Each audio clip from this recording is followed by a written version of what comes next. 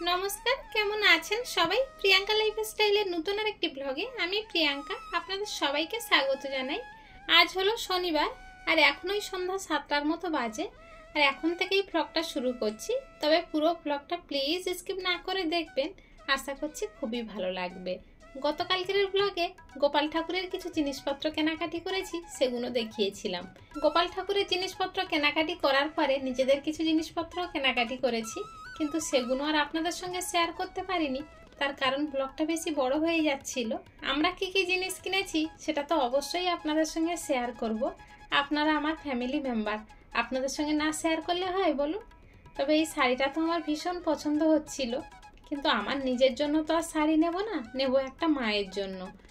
তবে মায়ের অনেকগুলো জামদানি শাড়ি রয়েছে, আর জামদানি শাড়ি অত বেশি পছন্দ করে না মা, তাই ভাবছিলাম একটা তাঁতের শাড়ি দেব। মা আবার একটু লাল কালার বেশি পছন্দ করে, কিন্তু ওই দোকানটাতে আমি লাল কালারের তাঁতের শাড়ি দেখতে পেলাম না।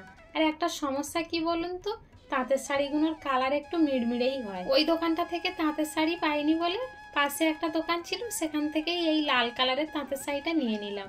আর এখন যত পুজো গায়ের ধারে চলে আসছে, জামা কাপড়ের দাম আগুন হয়ে যাচ্ছে।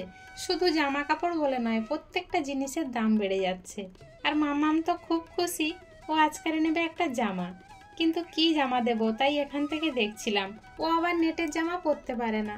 গত বছরে লং স্কার্ট দেওয়া হয়েছিল আর উপরে টপ দেওয়া হয়েছিল, আর আমরা তো 3-4টে করে দিতে পারি না, দিলে ওই একটাই দিই, আর ওর দিদুন বাড়ি থেকে একটা পায়। তবে ও সুতির জামাটা বেশি পছন্দ করে, কিন্তু সুতির জামা কি পুজোর সময় ভালো লাগে বলুন? তাই একটু দেখছিলাম ফ্যান্সির উপরে কি আছে। এখনও তো পুজোর অনেক বাকি, সেই জন্য পুজোর জিনিসপত্রও ওঠেনি। তাই যে দোকানেই যাচ্ছি বলছে পুজোর জিনিসপত্র এখনও আসেনি, আগের লটে যা ছিল সেইগুলো এখন চলছে। এখন নতুন করে যদি পুজোর জামা কাপড় ঢুকাই তাহলে এই লটগুলোই চেপে যাবে। যে দোকানটা থেকে তৃষ্ণার জামা প্যান্ট নেওয়া হয়, সেই দাদাটা বলছিল দিন 10-15 পরে আসুন, তখন থেকে পুজোর জিনিসপত্র ভালো মতো উঠে যাবে।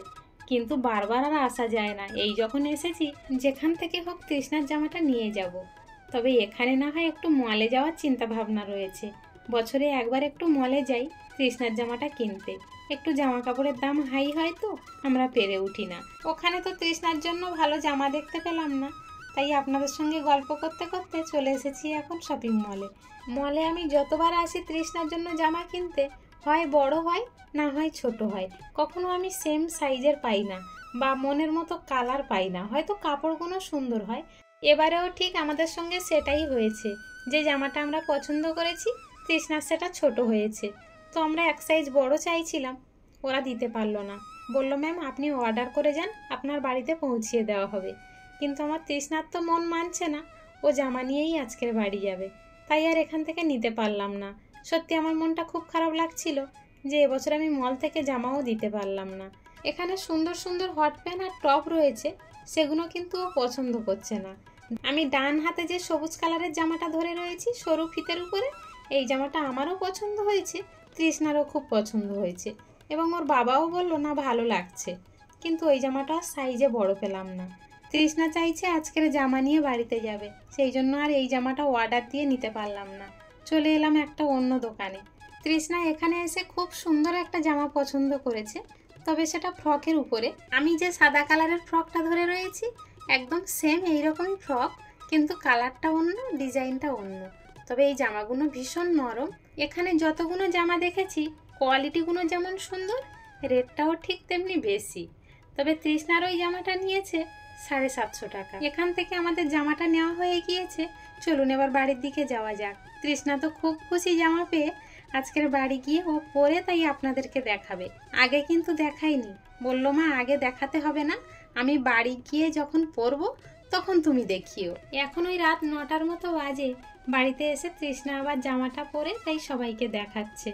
আমার তো ভীষণ সুন্দর লেগেছে জামাটা, আর ওকে পরেও মানিয়েছে। আপনাদের কাছে কেমন লাগলো অবশ্যই কমেন্ট করে জানাবেন। আর আমার মাম্মাম কতটা খুশি সেটা ওর চোখে মুখে আনন্দের শিহরণ দেখেই বোঝা যাচ্ছে।